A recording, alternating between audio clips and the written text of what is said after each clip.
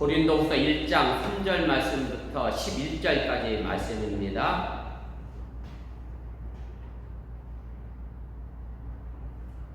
고린도후서 1장 3절부터 11절까지 좀 깁니다. 우리 한 절씩 교독하시고 11절은 함께 읽도록 합니다. 찬송하리로다. 그는 우리 주 예수 그리스도의 하나님이시요 자비 아버지시요 모든 위로의 하나님이시며 우리의 모든 환난 중에서 우리를 위로하사 우리로 하여금 하나님께 받는 위로로서 모든 환난 중에 있는 자들을 능히 위로하게 하시는 이시로다. 그리스도의 고난이 우리에게 넘친 것 같이 우리가 받는 위로도 그리스도로 말미암아 넘치는도다. 우리가 환난 당하는 것도 너희가 위로와 구원을 받게 하려는 것이고 우리가 위로를 받는 것도 너희가 위로를 받게 하려는 것이니 이 위로가 너희 속에 역사하여 우리가 받는 것 같은 고난을 너희도 견디게 하느니라. 너희를 위한 우리의 소망이 견고하면 너희가 고난에 참여하는 자가 된 것 같이 위로에도 그러할 줄을 알미라. 형제들아, 우리가 아시아에서 당한 환난을 너희가 모르기를 원하지 아니하노니 힘에 겹도록 심한 고난을 당하여 살 수만까지 끊어지고 우리는 우리 자신이 사형 선고를 받은 줄 알았으니 이는 우리로 자기를 의지하지 말고 오직 죽은 자를 다시 살리시는 하나님만 의지하게 하심이라. 그가 이같이 큰 사망에서 우리를 건지셨고 또 건지실 것이며 이후에도 건지시기를 그에게 바라노라. 너희도 우리를 위하여 간구함으로 도우라. 이는 우리가 많은 사람의 기도로 얻은 은사로 말미암아 많은 사람이 우리를 위하여 감사하게 하려 함이라. 아멘. 입으로 전해 내려오는 우리나라 전래 동화 가운데에 여러분들이 잘 알고 계신 동화가 하나 있습니다. 한 할머니가 남학신 장사하는 아들하고 집신 장사하는 아들을 뒀다라고 하는 얘기죠. 그래서 이 할머니는 해가 나면 해가 나서 남학신이 잘 팔리지 않겠다라고 하면서 남학신 장사하는 아들을 걱정을 했고, 또 비가 오는 날이면 비가 와서 비에 젖을까 집신이 잘 안 팔릴까 걱정하며 그렇게 하루를 보내게 됐습니다. 그러니 이 할머니 입장에서는 해가 나도 걱정이고 비가 와도 걱정이고 그러다 보니 날마다 걱정이었고요. 그러다 보니 이 할머니가 그만 병이 들어 눕고 말았다라고 하는 얘기입니다. 그래서 두 아들은 이 할머니를 모시고 여기저기 다니면서 이 할머니에게 침도 마치고 약도 써보고 좋아지기를 애를 썼지만 날이 갈수록 할머니 병이 더 깊어만 가게 됐습니다. 그런데 이 마을을 지나가다 어떤 나그네가 이 소식을 듣고 할머니를 찾아가 이렇게 위로를 해주었다고 합니다. 여러분들이 아시는 얘기죠.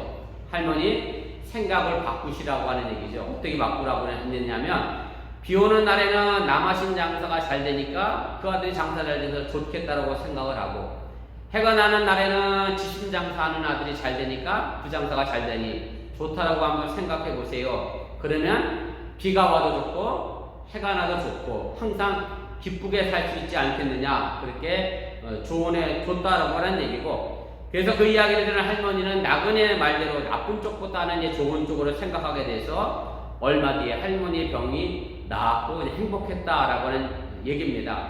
사실 여기까지가 우리가 알고 있는 전래 동화의 내용입니다. 그리고 이 동화를 통해서 우리가 뭘 이야기하려고 하냐면 항상 긍정적으로 적극적으로 생각해야 한다고 말하기도 하고, 그래서 마음을 조금만 바꾸기만 하면 우리는 얼마든지 행복할 수 있다, 그렇게 말하기도 합니다. 물론 일정 부분 이 말이 틀린 것은 아닙니다. 맞기도 합니다. 그래서 우리가 흔한 말로 이런 얘기를 하잖아요. 컵에 물이 반이 들어있는데 어떤 사람은 반밖에 없네 하는, 그렇게 부정적으로 생각하는 사람도 있고, 아니면 어떤 사람은 아직도 반이 남았네 라고 하면서 좀 적극적으로 긍정적으로 생각하는 사람이 있다고 하면서 우리의 생각에 행복도 만들고 또 불행도 만든다, 그렇게 말하기도 합니다. 그런데 제가 부모가 되고 나서 이 전래 동화를 보면서 한 걸음 더 깊이 생각해 본 것이 있습니다. 그래서 이 전래 동화가 그렇게 쉽사리 이해되지 않는 부분도 있음을 알게 됩니다. 무슨 말씀인가 하면 저는 오늘 이 전래 동화를 다시 해석하려고 하는 겁니다. 장사가 잘 되는 아들만 생각해서 그 할머니의 걱정과 근심이 사라졌다, 이렇게 단정하기가 쉽지가 않다라고 하는 얘기입니다. 원래 부모의 사랑이라는 게 그렇잖아요. 우리나라 말에 그렇게 되어 있습니다만 10손가락 깨물어서 안 아픈 손가락이 없잖아요. 다 손가락마다 깨물면 아픕니다. 그래서 여전히 이 할머니는 장사가 잘 되는 아들 때문에 행복하다 그렇게 말하기가 좀 어렵지 않나. 여전히 할머니의 사랑은 장사가 잘 안 되고 있는 아들에 대한 걱정을 할 수밖에 없다는 그런 얘기입니다. 더 쉽게 말씀드리면 여러분들에게 자식이 둘이 있는데 한 자식은 엄청나게 성공해서 잘 됐고요. 한 자식은 말 그대로 쫄딱 망해서 정말로 힘들고 어렵게 살아갑니다. 그러면 여러분들이 잘된 자식만 바라보면서 그래 그 자식이 잘 됐으니 난 참 행복하다 이렇게 사는 부모는 없다라고 하는 얘기고, 오히려 어찌 보면 망한 자식이 더 마음 아파서 그 망한 자식 때문에 가슴 아파하는 것이 부모의 사랑이기 때문에 그렇습니다. 그래서 저는 오늘 이 할머니로 통해 전해지는 이 전래동화가 지나가는 나그네가 준 이 위로가 진정한 위로가 되지 못했다 그렇게 생각할 수 충분히 있다라고 하는 얘기입니다. 위로라고 하는 것은 힘을 주고 용기를 주는 것을 말합니다. 그런데 위로받는 것이나 사실은 위로하는 일이나 너무 어려운 것이 사실이고요. 잘못하면 위로한다고 했는데 그 위로가 그 사람에게 오히려 상처를 줄 때도 있다는 말씀입니다. 이것은 그 누구보다도 제가 너무나 잘 압니다. 제가 겪어봤기 때문에 그렇습니다. 저도 암 수술을 하고 항암 치료를 하는 과정에 많은 교인들이 병문안을 왔습니다. 물론 저는 그분들의 입장도 제가 충분히 이해를 합니다. 젊은 목사가 박사학위 받겠다고 미국으로 유학을 갔는데, 그리고 작별 인사 다 하고 송별 예배까지 다 드렸는데 4개월 만에 돌아와서 암 수술을 했으니 참 뭐라 할 말이 없었을 겁니다. 뭐라고 위로해야 할지. 아마 본인들도 그래요. 저한테 와서 목사님 뵙고 뭐라고 말씀드려야 할지 참 걱정이 많았는데, 그래도 웃는 목사님 얼굴 보니 저희들 마음이 놓입니다. 뭐 이러고 가신 분들도 많이 계셨고요. 그런 중에 어떤 분들이 제게 이런 말을 하신 분들이 계십니다. 무슨 얘기냐면, 암치료 다 받으면 목사님도 저기 온누리교회 하영준 목사님 어마어마한 큰 교회잖아요. 여의도 순복음교회 조용기 목사님 이분들이 다 암 수술했대네요. 저도 나중에 찾아봐서 알았습니다만 그분들처럼 큰 목사님이 될 거라고 힘내시라고 그러고 갑니다. 근데 그리고 그분들이 돌아간 다음에 제가 집사람에게 저 혼잣말을 하듯 이렇게 한 말이 기억이 납니다. 그렇게 큰 목사 안 돼도 좋으니까 암에 안 걸렸으면 참 좋겠다. 그렇게 생각을 했던 적고 또 말한 적이 있습니다. 물론 지금이야 제가 수술한 지 5년이 지났으니까 어느 정도 재발의 위험이 많이 줄어서 안심이 됩니다만은, 그 당시는 뭐 제가 살 확률이 죽을 확률보다 낮은 통계 앞에서, 그런 의학적 통계 앞에서 목사님 다 치료받고 그분들보다 더 큰 목사 될 겁니다라고 한 말이 결코 제게 위로가 되지 못했다라고 하는 말씀입니다. 그런데 제가 아직도 잃어버리지 않는 권사님이 한 분 계십니다. 제 암 소식을 듣고 제일 먼저 달려오신 권사님인데, 제가 병원에 입원하고 나서 그 다음날 바로 저를 찾아오신 여자 권사님이 한 분 계셨습니다. 물론 제가 광문교에 있을 때도 조용히 늘 말없이 저를 도와주셨던 그런 분인데, 그분은 오셔서 제게 손을 잡고 어쩌다 이렇게 됐느냐라고 우시면서 아무 말 없이 그냥 돌아가셨던 그분이 있습니다. 저는 사실 그분에게 참 위로를 많이 받았던 적이 있습니다. 그리고 제가 암 걸리고 난 다음에 제가 여러분들에게도 이미 말씀드렸던 것처럼 제가 회개한 것은 뭐냐면, 목사의 위치에서 암에 걸린 성도들을 신방하면서 너무나 쉽게 그들의 마음을 이해하지 못하면서 무심코 위로한다고 던졌던 그 말들에 대하여 제가 하나님 앞에 정말로 많이 회개했던 적이 있습니다. 남을 위로한다는 것 참 힘이 듭니다. 더욱이 사람의 말 몇 마디로 위로한다는 것이 그저 인색치라일 수밖에 없다라고 하는 얘기고, 어쩌면 오히려 그것이 남에게 상처를 줄 수도 있다라고 하는 얘기입니다. 때로는 그 위로가 비웃음으로 들리기도 합니다. 기껏 위로한다고 할 수 있는 말이라는 것이 더 큰 남의 불행을 말해주면서 넌 그래도 그 사람보다 낫지 않느냐 하는 정도이기 때문에 그렇습니다. 그래서 제 생각에는 그렇습니다. 남이 불행당했을 때 가서 위로의 말을 하는 것은 그저 드릴 말씀이 없습니다 라가 최고의 위로가 아닌가, 그런 생각을 제가 가지게 됩니다. 오늘 우리가 함께 봉독한 고린도후서 1장 3절에 보면 사도 바울은 하나님을 찬송하면서 자기의 아버지시요 모든 위로의 하나님이라고 그렇게 고백을 합니다. 오늘 우리가 이거 본문에 보면 위로라고 하는 말이 자그마치 10번이나 등장합니다. 사도 바울은 사람의 위로가 아니라 하나님의 위로를 말합니다. 그러면 하나님의 위로라고 하는 것이 도대체 무슨 말씀일까? 라고 하는 겁니다. 보이는 사람의 위로도 위로가 되지 못하는데 보이지 않는 하나님의 위로가 우리에게 진정한 위로가 되겠느냐 하는 것이고, 하나님의 위로가 사람의 위로와 무엇이 다른 것인가 하는 것이라고 하는 얘기입니다. 제가 앞서 말한 전래동화에서 볼 수 있는 것처럼 집순장사와 남학신장사를 하는 두 아들의 이 할머니 이야기처럼 삶에는 어느 한쪽도 외면하거나 피할 수 없는 양면성이 존재한다고 하는 사실을 여러분들이 기억하시기를 바랍니다. 그런 삶이라고 하는 것이 그렇습니다.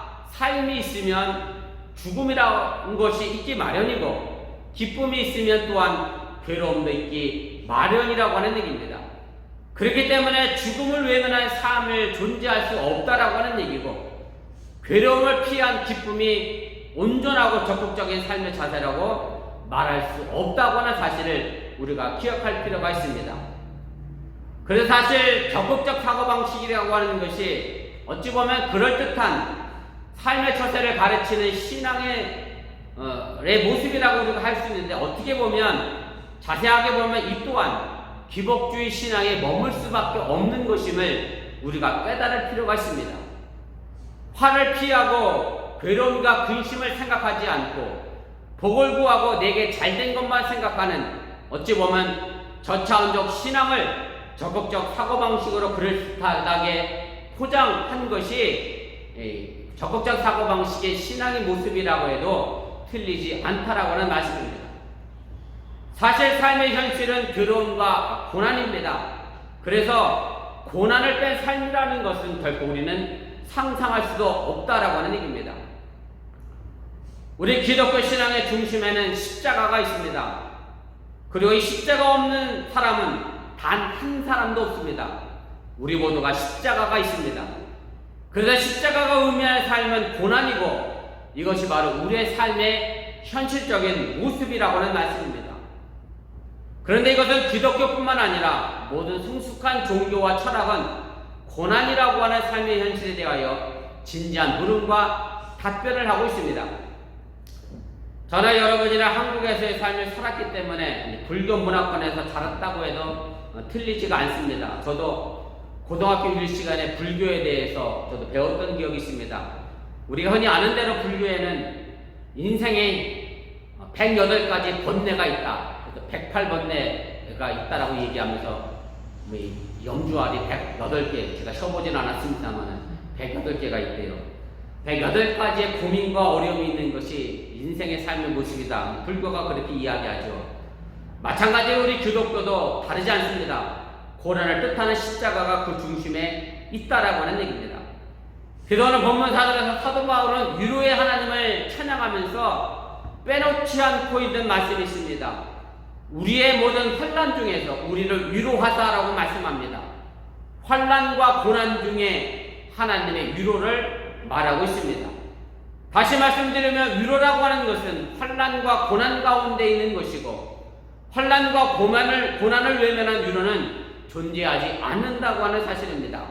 그래서 환난과 고난을 적당히 피하는 것은 그저 마음 바꾸기에 불과하다고 하는 사실을 여러분들이 기억할 필요가 있습니다. 그러게 오늘 우리가 함께 읽은 이 짧은 본문 속에 10번씩이나 위로라고 하는 말을 하면서 동시에 고난이나 환난이라는 말도 무려 6번이나 사용하고 있음을 여러분들이 기억하시기를 바랍니다. 불교는 이 108번뇌의 원인을 가지고 욕심과 집착에 있다라고 이야기합니다. 사람의 욕심이, 집착이 108가지 고민과 번뇌를 만들어낸다라고 하는 얘기죠. 그러나 우리 기독교 신앙은 하나님의 뜻에서 고난의 원인을 찾게 됩니다. 이 말씀은 내게 고난을 주신 분도 하나님이라고 하는 대전제가 깔려 있는 것이고요. 우리의 삶의 생사화복을 주관하시고 섭리하시는 분도 하나님이라고 하는 대전제가 있다고 하는 사실을 여러분들이 믿으시길 바랍니다. 그래서 이런 관점에서 본다고 하면 우리에게 주어진 고난은 하나님에게서 출발했다고 하는 것이고, 그 하나님이 왜 내게 이런 고난을 주었는지에 대한 질문을 끊임없이 던져야 한다는 말씀입니다. 사실은 제가 오늘 이 설교 본문을 장로님이 돌아가시기 전에 썼어요. 그래서 조금 안 맞을 수도 있는 내용일 수도 있지만 이해하시고 들을 수 있길 바랍니다. 여러분들이 아시는 것처럼 장로님이 어제 이제 코로나로 입원하셨다가 돌아가셨는데, 사실은 저는 장로님이 한 2주 정도 입원해 계시면서 따님하고 또 제가 장로님하고 직접 통화를 한 적도 있기 때문에 그렇게 나빠지지 않으셨다고 그러셔서 잘 견뎌내셔서, 보통 코로나 바이러스가 2주 잠복기를 얘기하니까 2주 견디셨으니까 잘 이겨내시고 퇴원하시겠다. 또 뭐 한국에도 뭐 100몇 살 할머니가 코로나 바이러스 이기고 퇴원하셨다고 하는 소식도 제가 접했던 적이 있고, 그런데 아무튼 치료하는 것이 더 이상 의미가 없어서 어제 호스피스 병동으로 옮기셨고 이제 돌아가셨는데, 제가 기억하는 장로님은 그렇습니다. 말 그대로 목사 사무를 하늘처럼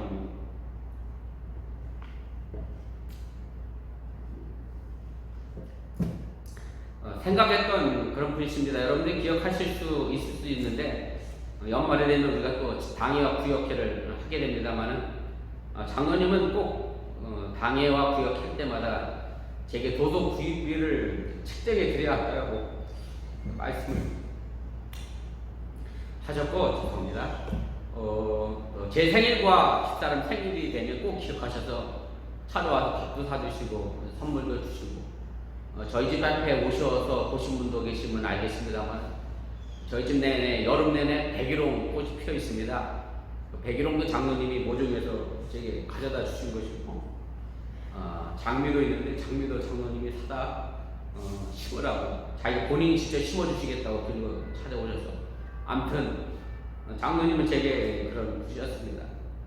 그리고 제 이 앞자리가 언제까지 비어 있겠습니다만은 제일 앞자리에 앉아서 항상 찬송하는 모습이 몸이 불편하심에도 불구하고 여전히 어린아이 같이 입을 열심히 크게 벌려 찬송을 하셨고, 말씀을 들을 때도 잘 드시려고 집중해서 저를 바라보는 모습이 또 저는 선합니다.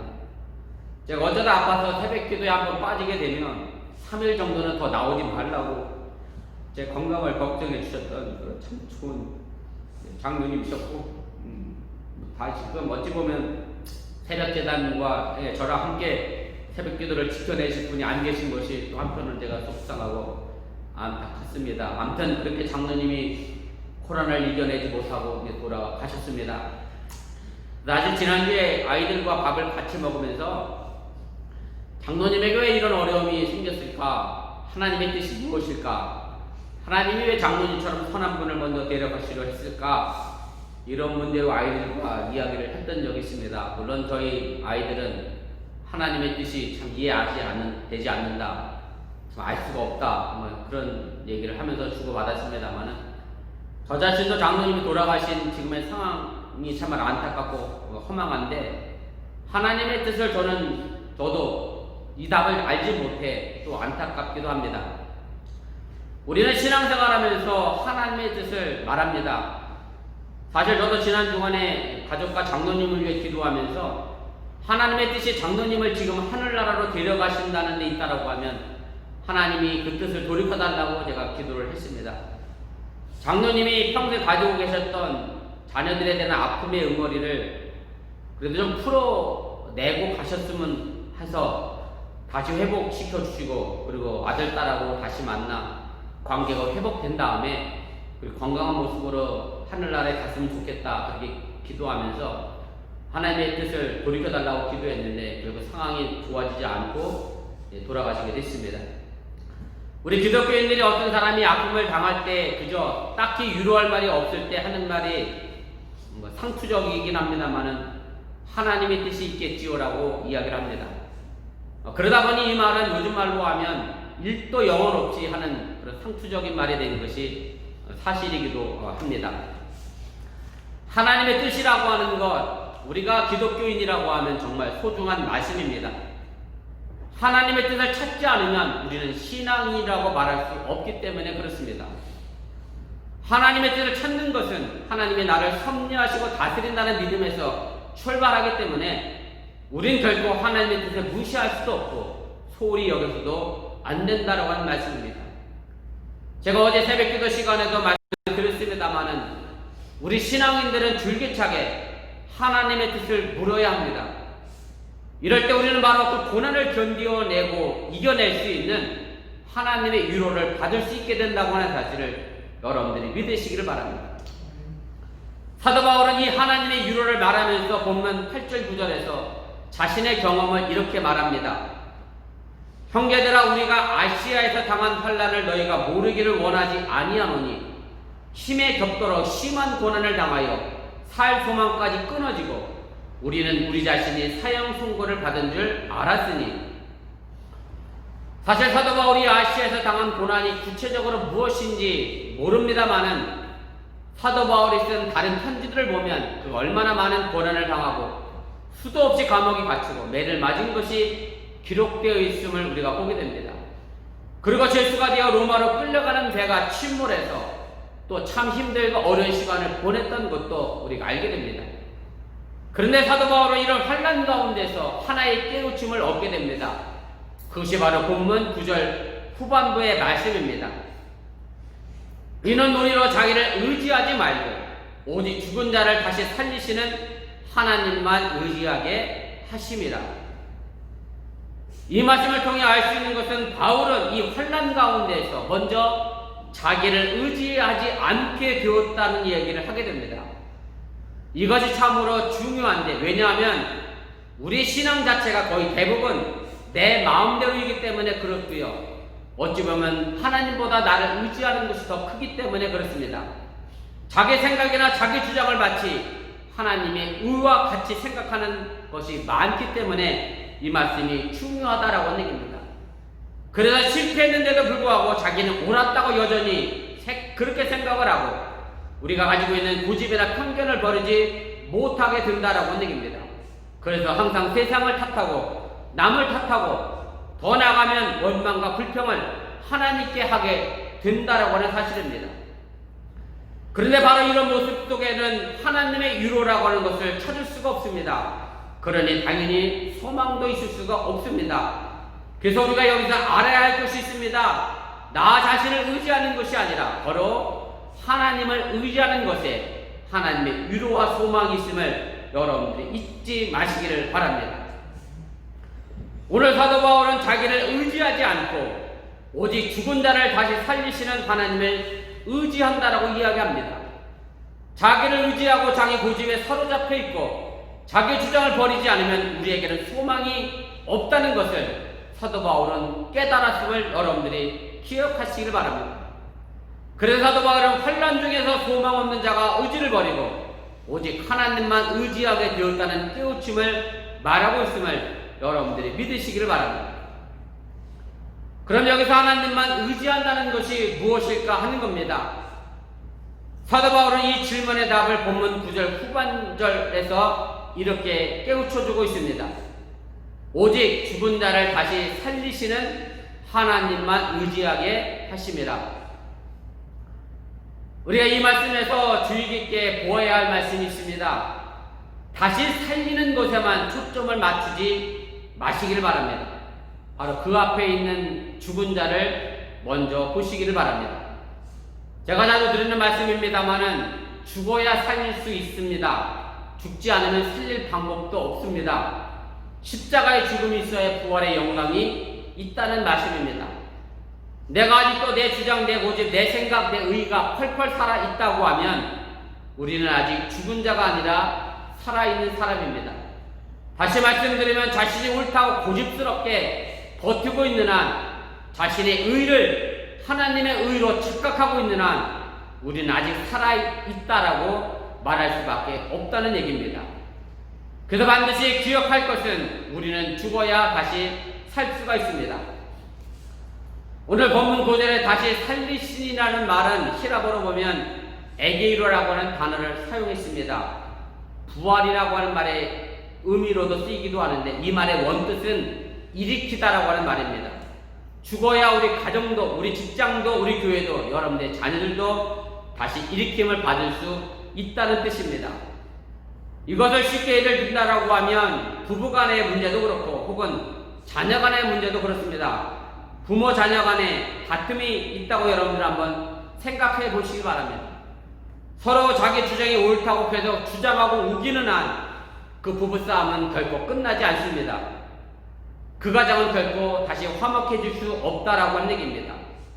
부모 자녀의 관계도 마찬가지입니다. 어느 한쪽이 계속해서 우기는 한 그 부모 자녀의 관계는 원만하게 두어질 수 없다라고 하는 얘기입니다. 어느 한쪽이 먼저 죽어야 합니다. 아니, 좀 더 정확히 말씀드리면 양쪽이 먼저 다 죽어야 그 가정에 참된 평화를 만들어낼 수 있다라는 사실입니다. 그래서 우리를 의지하는 것을 먼저 죽여야 하나님이 우리를 일으켜 세울 수 있다는 사실을 여러분들이 믿으시기를 바랍니다. 내가 다 할 수 있다고 할 수 있는데 그러면 하나님은 하실 일이 없다라고 하는 얘기입니다. 바로 여기에 소망이 있음을 여러분들이 믿으시기를 바랍니다. 오늘 본문 7절 말씀입니다.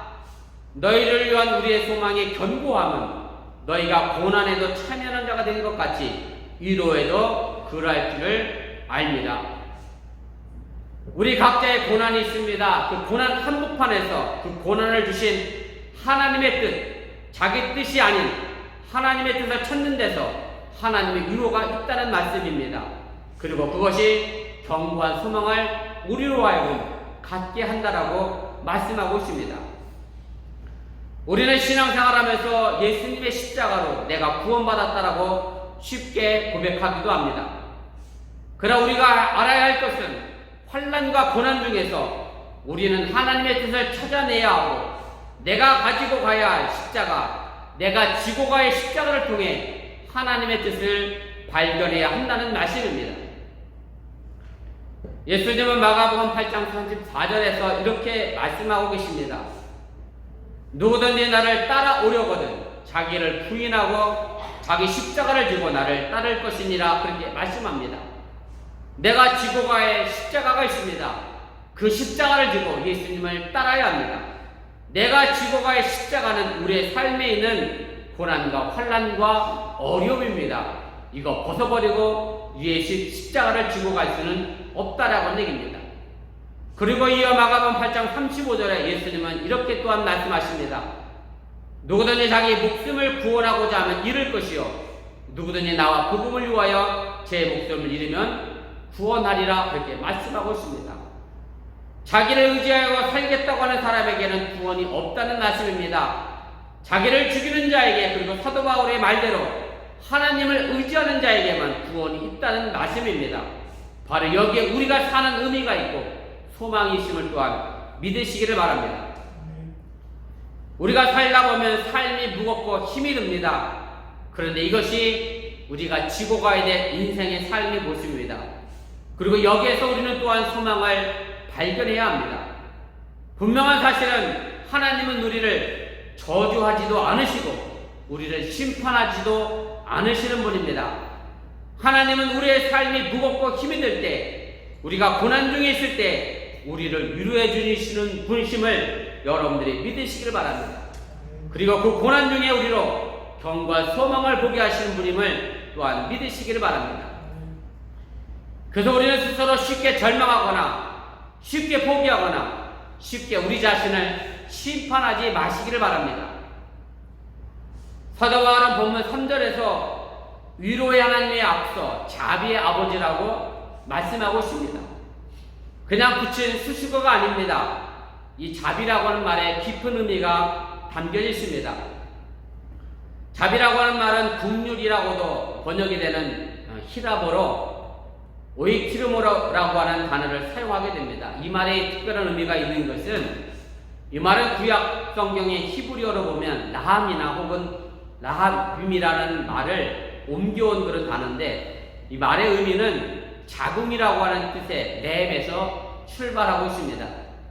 왜 자궁과 자비가 긍휼이 연결되어졌을까 하는 그런 문제가 중요하다는 뜻입니다. 여러분들이 알고 있는 것처럼 여자들의 자궁은 생명을 키워내고 그리고 생명을 보호하고 그리고 생명을 출산하는 곳입니다. 여기에는 두 가지 중요한 깨우침이 있습니다. 하나는 생명이 나오기까지 10달을 기다려야 하는 기다림이 하나 있고요. 또 하나는 생명이 출산되는 해상의 고통이 들어있습니다.